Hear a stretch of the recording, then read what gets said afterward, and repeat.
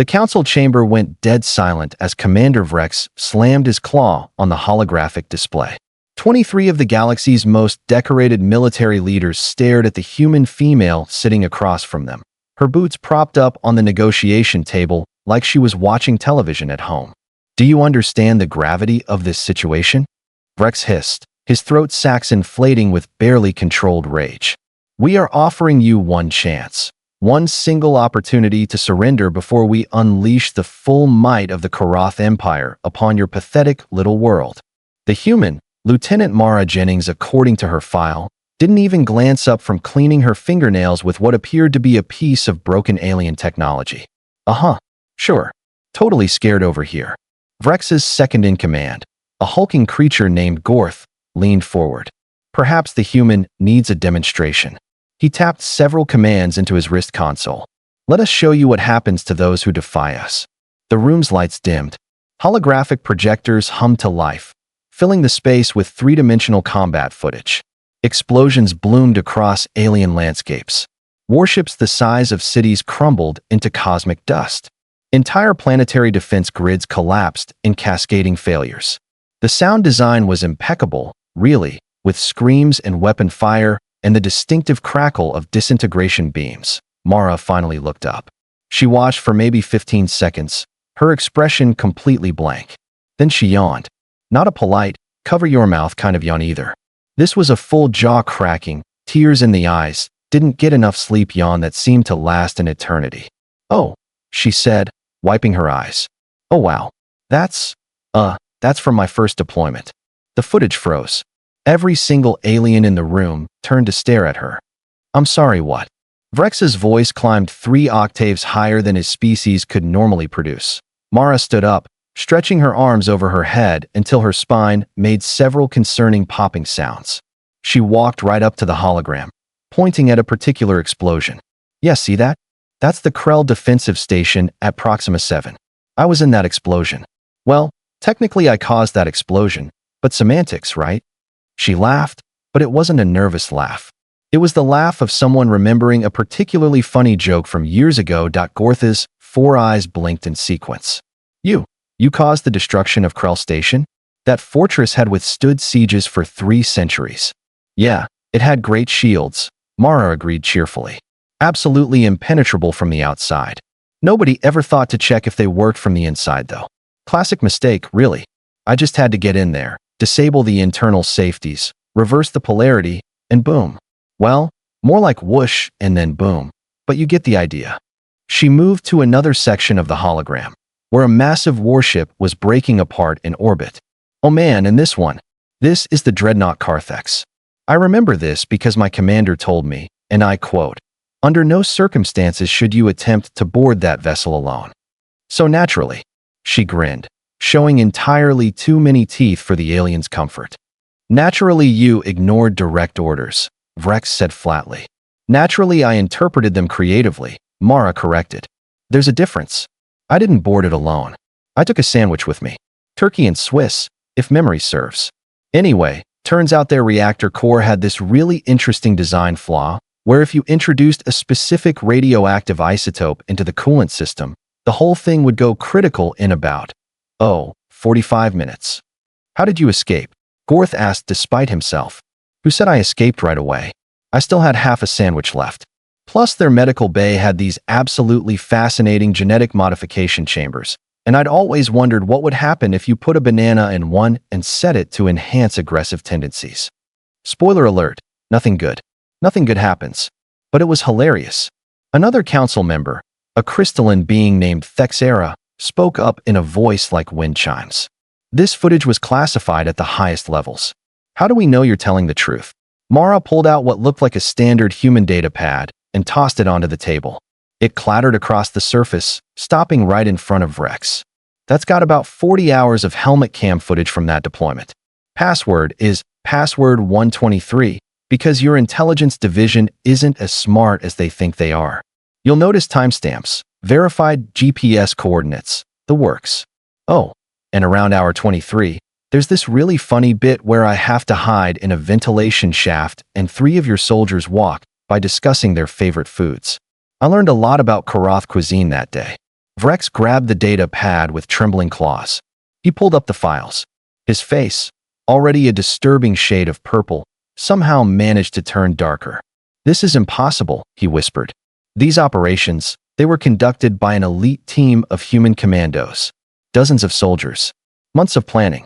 Billions of credits in equipment and support."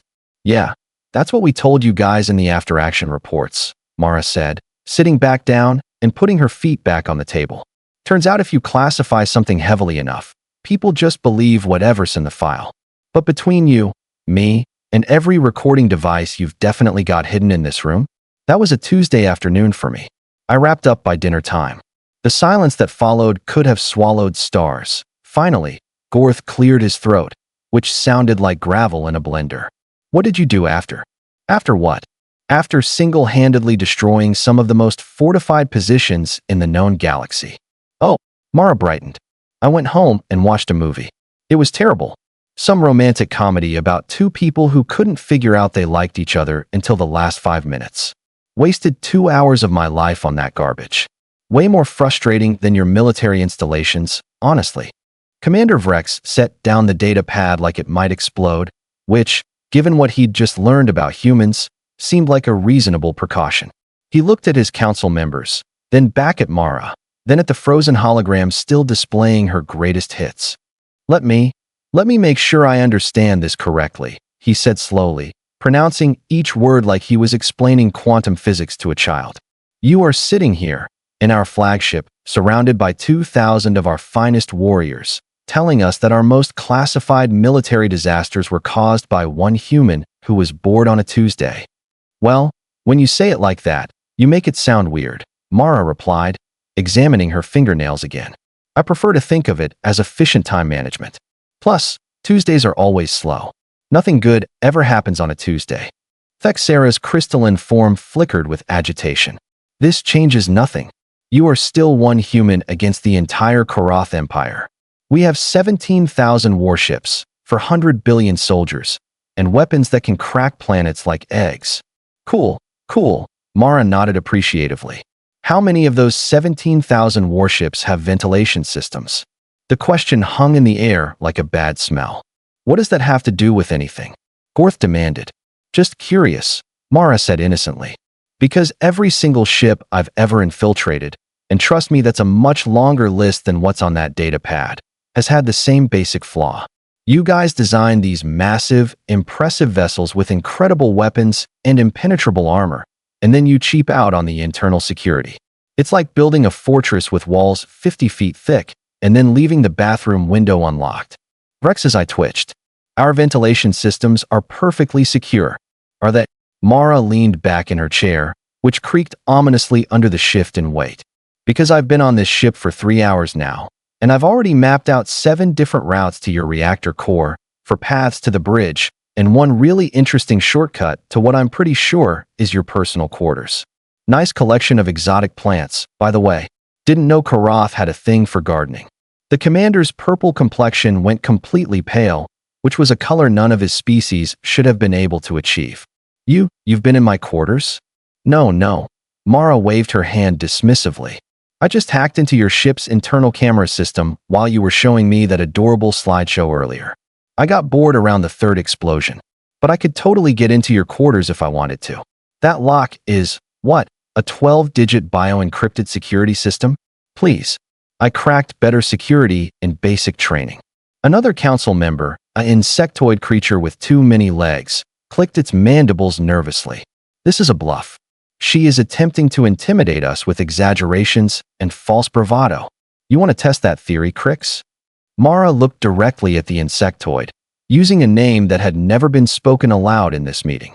"Go ahead and check your personal data core. The one you keep hidden behind the false panel in your sleeping chamber. You know, the one with all those illegal gambling debts? Yeah, I downloaded a copy of that too. Fascinating reading. I didn't even know you could bet on fungus-growing competitions, but apparently it's a big deal in the outer rings." Crix made a sound like a tea kettle having an existential crisis. Korath slammed both fists on the table, making the holographic display flicker. "Enough of these games. What do you want, human? Why are you even here?" "Oh, right. Almost forgot about that," Mara said, as if she'd just remembered she left the stove on at home. So here's the thing. Earth got your little ultimatum. The whole surrender or be destroyed speech. Very dramatic, great production values, really top-notch threatening. Your public relations team deserves a raise. And Rex prompted. And we decided to send someone to negotiate. That someone being me. Lucky you. She grinned again. That same unsettling expression that showed entirely too much confidence for someone surrounded by hostile aliens. What are your terms? Thexera asked, her voice like breaking glass. Terms. Mara laughed, and this time it wasn't cheerful.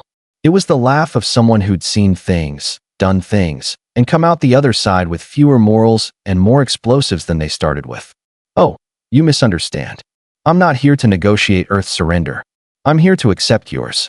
The council chamber erupted. Aliens shouting in 17 different languages, weapons being drawn, security alerts blaring.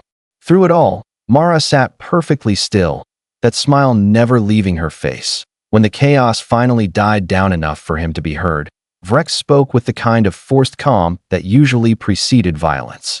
You cannot possibly believe we would surrender to you. To Earth. To humanity. Why not? Mara asked simply. You've seen what I can do alone. Now imagine what happens when I tell my superiors that you're not interested in the peaceful option. See, Earth has a population of about 11 billion people. Know how many of those are like me? Take a guess. Nobody guessed. The answer is, way more than you'd be comfortable with, Mara continued. And unlike your military, which apparently spends most of its time making impressive explosions for propaganda videos, we actually train our people to be creative problem solvers. That's a polite way of saying we're really, really good at breaking things that aren't supposed to break. She stood up slowly, deliberately, her eyes moving across each council member in turn. So here's how this is going to work. You're going to withdraw your fleets from human space. You're going to issue a formal apology, something nice with good grammar, none of this auto-translated garbage. And you're going to leave us alone. Forever. And if we refuse? Korath asked, but his voice had lost its earlier confidence. Then I finish my sandwich, Mara said, pulling out half of a turkey and Swiss from her jacket pocket. The fact that she'd had it this entire time somehow made it more disturbing. And after that, well, I've been awake for like 36 hours, and I'm getting cranky. You don't want to see me cranky. Commander Vrex looked at his council. His council looked back.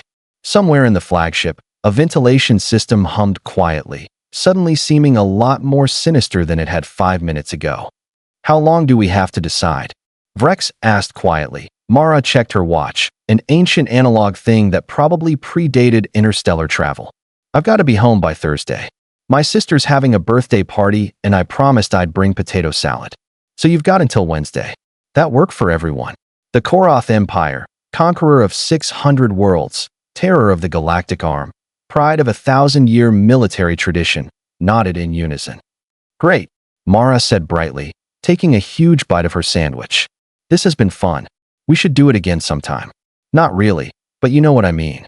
As she walked out of the council chamber, guards parting before her like water, she called back over her shoulder.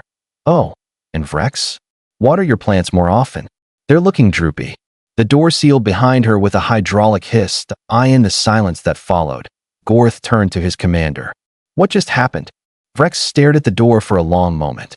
I think, he said slowly, we just lost a war without firing a single shot. Should we pursue her? Capture her? Something. And put her where? Vrex asked tiredly. In a cell with a ventilation system? Nobody had an answer for that. Somewhere in the distance, they heard the human whistling as she walked through their flagship, heading back to her shuttle, probably taking the scenic route through their reactor core just because she could. The Korath Empire drafted their surrender by morning. Mara made it home in time for potato salad.